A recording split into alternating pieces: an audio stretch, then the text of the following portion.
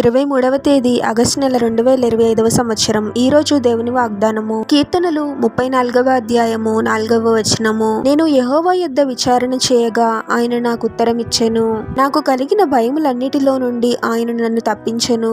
సహోదరి సహోదరులారా, మనకు ఎటువంటి శ్రమ కలిగినా ముందు ప్రభువుని ఆశ్రయించే వారముగా ఉండాలి. పరిస్థితులు వ్యతిరేకంగా ఉండొచ్చు, మనుషులు వ్యతిరేకముగా మాట్లాడవచ్చు.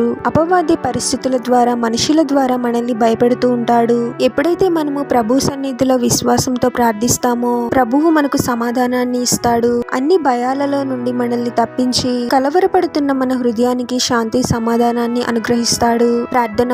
పరిశుద్ధుడవగు ప్రభువా, మీ పరిశుద్ధమైన నామమునకు తరతరములు యుగయుగములు మహిమ కలుగును గాక. మరొక నూతన దినంలోనికి మమ్మల్ని క్షేమంగా ప్రవేశింపచేసిన దేవా, మీకే స్తోత్రం తండ్రి. ఎటువంటి శ్రమలు ఇబ్బందులు కలిగినా వాటిని బట్టి మేము కృంగిపోయే వారముగా కాకుండా మీపై గొప్ప విశ్వాసంతో మొరపెడుతూ మీలో ధైర్యంగా ఉండడానికి మాకు సహాయం చేయండి తండ్రి. అపవాది కలిగించే ఎటువంటి భయానికి మేము కృంగిపోయే వారముగా ఉండకూడదు ప్రభువా. మిమ్మును బట్టి, మీ శక్తిని బట్టి మేము ధైర్యంగా ఉంటూ ప్రతి పరిస్థితిలోనూ మిమ్మల్ని ఆశ్రయించి మీకు ప్రార్థించే వారముగా మేము ఉండాలి తండ్రి. మా హృదయాలు ఎటువంటి భయాలతో నిండి ఉన్నాయో మీకు తెలుసు తండ్రి. అన్ని రకముల భయాల నుండి మమ్మల్ని విడిపించి శాంతి సమాధానాన్ని అనుగ్రహించి మీలో ఆనందకరమైన జీవితాన్ని జీవించడానికి మాకు సహాయం చేయమని ప్రార్థనలో ఏకీభవిస్తున్న ప్రతి ఒక్కరిని పేరు పేరున దీవించి ఆశీర్వదించి అభిషేకించమని, వారు చేసే ప్రతి పనిలో మీరే వారికి తోడుగా ఉండి వారిని అన్ని కీడుల నుండి, అపాయాల నుండి మీరే వారిని రక్షించమని ఈ మా మనవులన్నీ యేసుక్రీస్తు వారి పరిశుద్ధ నామంలో అడిగి వేడుకొనుచున్నాము తండ్రి. ఆమేన్.